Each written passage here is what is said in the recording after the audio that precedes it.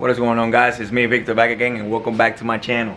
On today's video, I'll be installing some good old eBay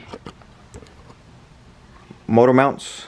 This is the torque mounts, and this is the engine mounts. These are the knockoffs or of the Hasbro ones. So I'll be testing these out and see how they perform. I had both before. I owned the Hasbros before, and I never used these ones before, so we'll see how they perform.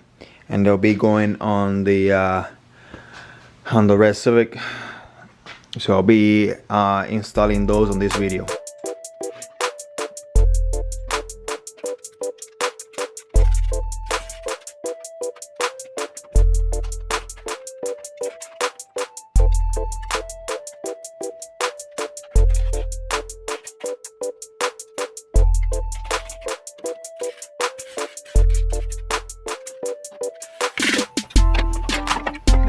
After I press in the bushing together, now it's nice and flush on both sides, and also I'll put some lubricant on it so they can slide in better.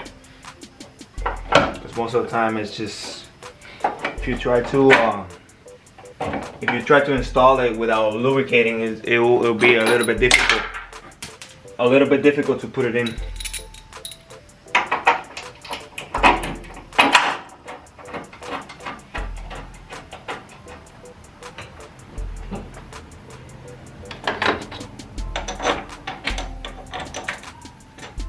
Now this short bolt, I won't be able to use it just because it's too short, and it's gonna pull the threads out. Now I had to find another bolt a little bit longer to be able to use these mounts. Because if you see on the older mount, you see how thin it is right here, and the bolt just goes all the way through, and you have that much sticking out.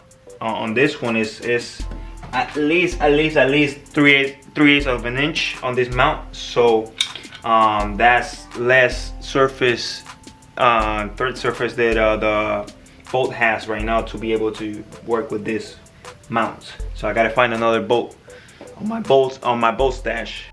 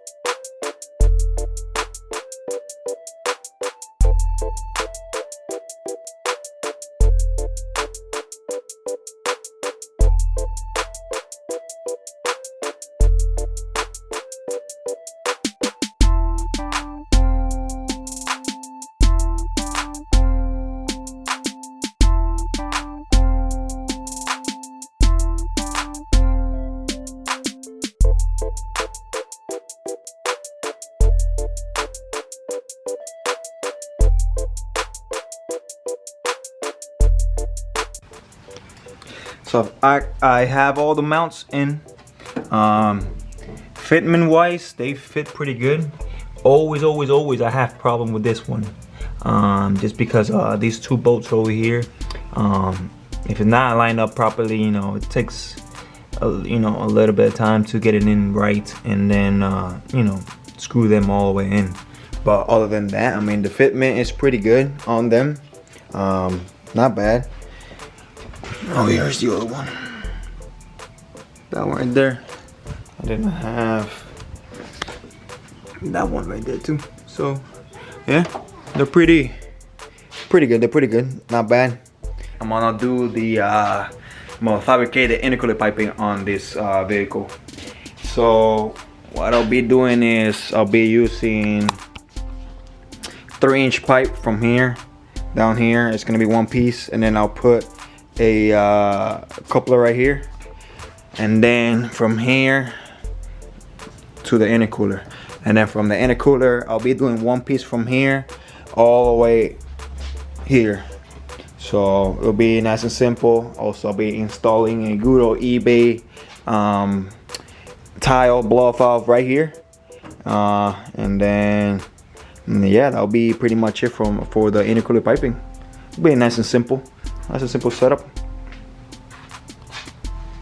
And like always, I use the factory bar to mount the intercooler. So what I do is I'll put it where I wanted it at, right in the center, and then I'll drill 2 holes, one in each side, and then from there I'll put a bolt from the back down, and then, you know, that's nice and stiff right there. It will not go nowhere. And then I'll throw my intercooler piping from here.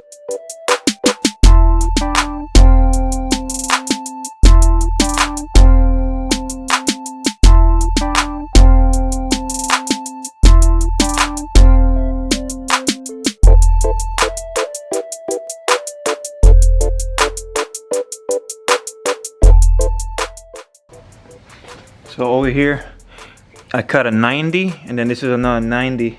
I tape it together because I'm on a welder right here. So as you can see, shit.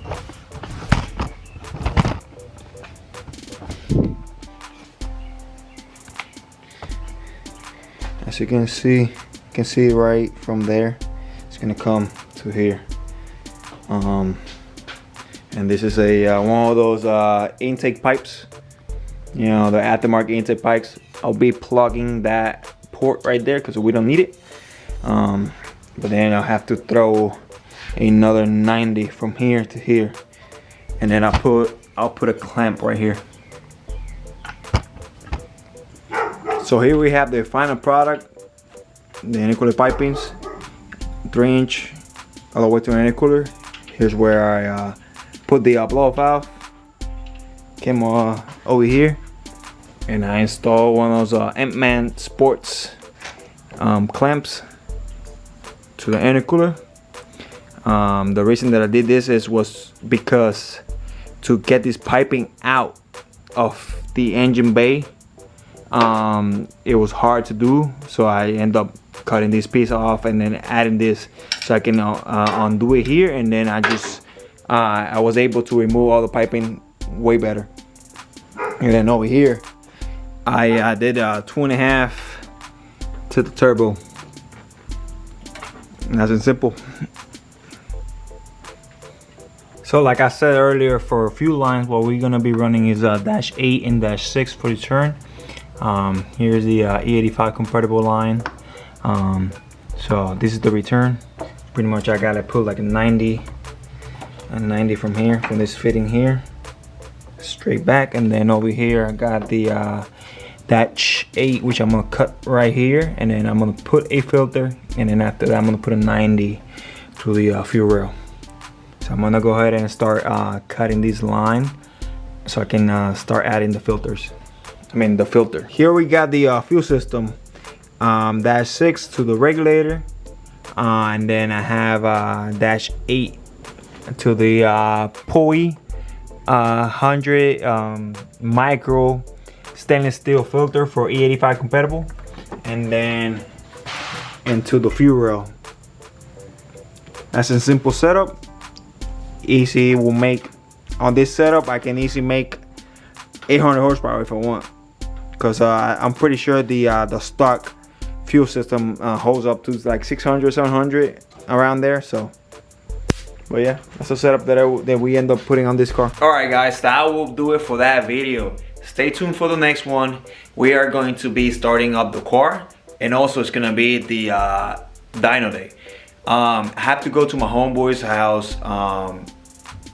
He took the car already, but now he bought a new ECU for it, and he's going to we're gonna be installing a coil unplug. I don't know, this setup went from a simple, you know, eBay turbo kit setup to a really nice setup now. I guess he decided to just go ahead and just overbuild everything all the way around it and then later on just build a nasty motor. So stay tuned for that. I have to go over there, and next weekend I'll be going to this house and I'll be recording the startup video and installing the coil and plug. And then after that, we're gonna have to see which day we can go and take it to the dyno. So I'll be taking his car, and I have a surprise for you guys.